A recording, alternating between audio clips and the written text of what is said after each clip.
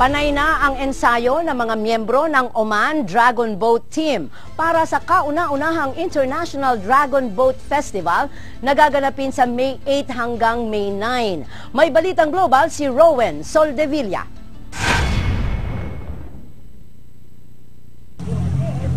Pagkatapos ng halos 10 taon, natupad din ang pangarap ni Andy Tan at Hector Napone na dalhin sa Oman ang Dragon Boat Racing para turuan ng mga Omani at ibang lahi. We've made sure that we bring the standard boats here.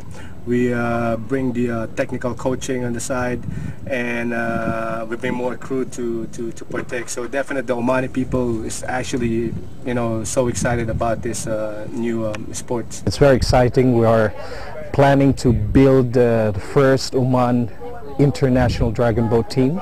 Nag-umpisa ang Dragon Boat Racing sa China bilang paggunita sa pagpakamatay ni Kuy Yuan, ang dakilang poet warrior sa Milo River dahil sa political corruption sa China 2,000 taon na ang nakaraan.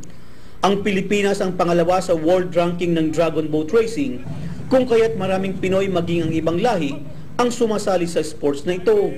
I like to exercise, and I like to challenge myself actually during exercising.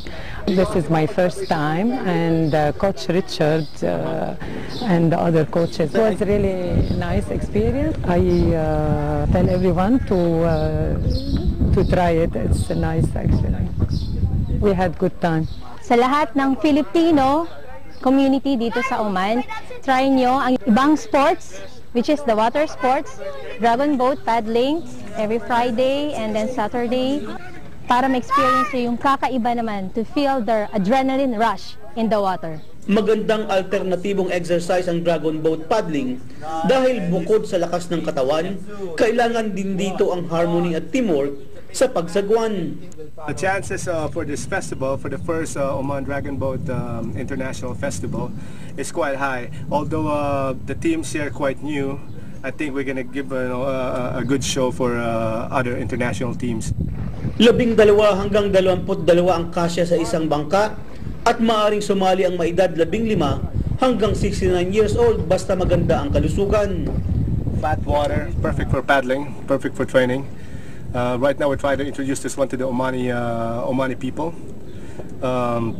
with the collaboration of Oman Sail, our partner, and hope to see you all guys here. We're inviting everybody to join the Oman Dragon Boat, have fun paddling with us, enjoy the weather while it's summer, then hopefully we'll build up more teams in Oman. It's an awesome experience, great exercise, fun and interactive, and great for teams and friends. Binubuo na ng grupo ang bubuo ng team sa kauna-unahang Oman International Dragon Boat Festival na lalahukan ng mga paddlers mula sa iba-ibang bansa sa gitnang silangan at Europa na gaganapin sa Millennium Hotel sa May 8 and 9. Rowen Soldevilla, ABS-CBN News, Muscat, Oman.